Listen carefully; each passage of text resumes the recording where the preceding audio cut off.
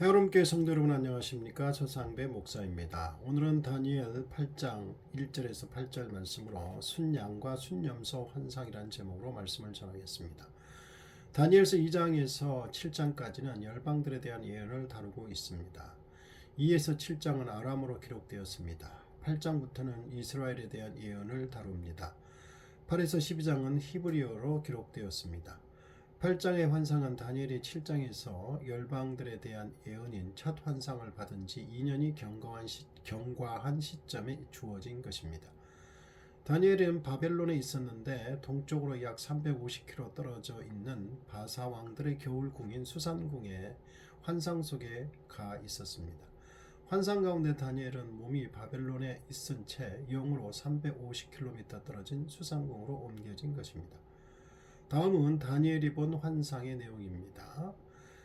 첫 번째, 순양 환상 3에서 4절. 다니엘은 환상 속에서 수산성에서 가까운 을레 강가에서 있었는데 강가에서 두 개의 긴 뿔을 가진 순양 한 마리를 보았습니다.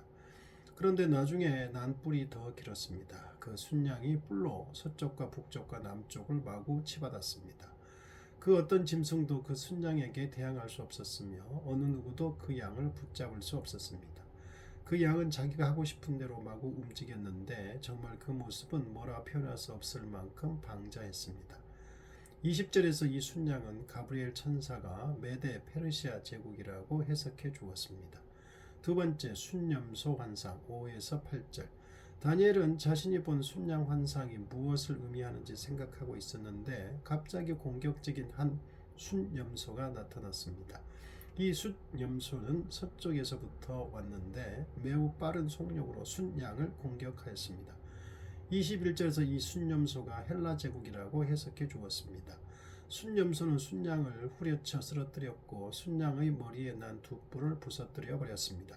순염소는 점점 그 기세가 등등해졌습니다. 그러나 한참 힘을 쓰다가 그 외뿔이 부러져 버리고 말았습니다. 그러자 뿔이 부러진 그 자리에 네 개의 뿔이 서로 다른 네 방향으로 돋아났습니다. 세 번째, 작은 뿔 9에서 14절.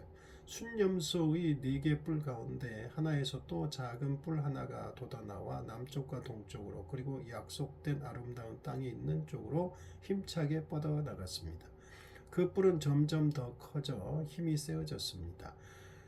어찌나 힘이 세어졌던지 하늘 군대까지 공격하고도 남을 만큼이나 되었습니다. 또한 별들까지도 공략할 만큼 힘이 세어졌습니다. 결국 그 뿔이 하늘 군대뿐 아니라 별들까지도 땅바닥에 내동댕이 치고 마구 짓밟았습니다. 더구나 이 뿔은 하늘 군대를 관할하고 있는 주님까지 업신여겨 그분께 날마다 드리는 제사도 드리지 못하게 하였으며 성전까지 더럽혔습니다. 그리하여 백성들은 날마다 그분께 제사를 드리기는커녕 악행을 일삼았습니다. 이렇게 참된 믿음이 땅바닥에 곤두박질 쳐졌습니다. 그런 가운데서 또 그 뿔은 하는 일마다 거침없이 잘 되었습니다. 이때 다니엘은 하늘이 보낸 거룩한 천사 둘이 서로 주고받는 말을 들었습니다. 한 천사가 다음과 같이 말했습니다. 환상에서 본 이 일들이 언제까지 계속될까? 날마다 제사가 올려지지 않고 언제까지 계속해서 죄만 저렇게 종횡무진 만연할까? 언제까지 저렇게 하늘의 군대와 성전이 짓밟히고 더러워질까? 그러자 다른 천사가 이렇게 말했습니다. 그런 일은 2300일 동안 계속될 것이며 그 후에야 성전이 회복될 것이야. 네 번째, 환상에 대한 해석입니다. 15절에서 26절. 다니엘이 환상의 의미를 알려고 할 때 하나님께서 가브리엘 천사에게 해석해 주라고 말씀했습니다. 다니엘은 하나님이 두려워 얼굴을 땅에 대고 엎드렸습니다. 다니엘은 천사가 말하는 순간 의식을 잃고 쓰러졌습니다. 천사가 다니엘을 어루만지며 일으켜 세웠습니다. 천사는 이 환상은 세상 끝날에 하나님의 진노가 임하면 그 결과가 어떻게 되는가를 의미하는 것이라고 말했습니다. 두 뿔을 가진 순양은 메데와 페르시아 제국을 의미하고 순염소는 헬라 제국을 의미하는데 순염소의 우뚝 솟은 첫 뿔은 알렉산더 왕을 가리킨다고 했습니다. 순염소의 첫 번째 뿔이 부러지고 곧이어 돋아난 네 뿔은 네 왕국을 가리키는데 이는 그리스가 네 나라로 분열된다는 것을 가리킨다고 말했습니다. 그리고 그 네 나라들은 첫 번째 왕인 알렉산더가 다스릴 때의 나라보다 훨씬 힘이 약해질 것이라는 뜻이라고 했습니다. 그 네 왕국의 때가 거의 다 되었을 무렵 그 왕국은 어찌나 못된 짓만 일삼았던지 결국은 멸망하게 될 것이라고 합니다. 그때 매우 못되고 타락하고 못된 흉계만을 꾸밀 왕인 안티오쿠스 에피파네스 왕이 등장할 것이라고 합니다. 그 왕은 점점 힘이 자라나 매우 막강해질 것이지만 그 스스로의 힘으로 그렇게 되는 것이 아니라고 합니다. 하나님께서 이스라엘을 징벌을 위한 도구로 쓰시기 위해 그 섭리의 일환으로 잠시 허락하신 일시적인 세력일 뿐이라는 것입니다. 그 왕은 무시무시한 파괴 행위를 서슴지 않고 자행할 것이라고, 자기 하고 싶은 대로 행동할 것이라고 합니다. 그는 힘이 강한 자들까지도 마구 두들기며 심지어 하나님의 백성들까지도 여지없이 없애버릴 것이라고 합니다. 그는 너무도 교활하여 매우 흉측한 계획을 짜내어 궁리해낸 일마다 착착 진행해 나갈 것이라고 합니다. 얼마나 자신만만하고 못된 자였던지 아무런 말도 하지 않고 수많은 사람들을 쳐 죽이며 심지어는 모든 왕 가운데서 가장 위대한 왕까지도 우습게 여길 것이라고 합니다. 그는 역사적으로 자신의 통치하에 있던 모든 나라들의 헬라화를 추진하면서 각 나라를 고유의 종교와 문화, 제도 등의 말살 정책을 시도했습니다.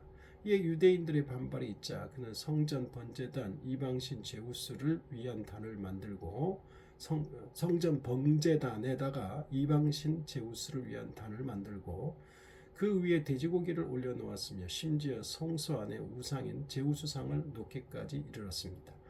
아울러 그는 유대인들로 하여금 안식일과 율법과 할례의 준수를 엄격하게 금지시켰으며 이를 거역하는 유대인들을 무참하게 학살하였습니다. 결국 이러한 박해는 마키아 혁명의 직접적인 동인이 되었습니다.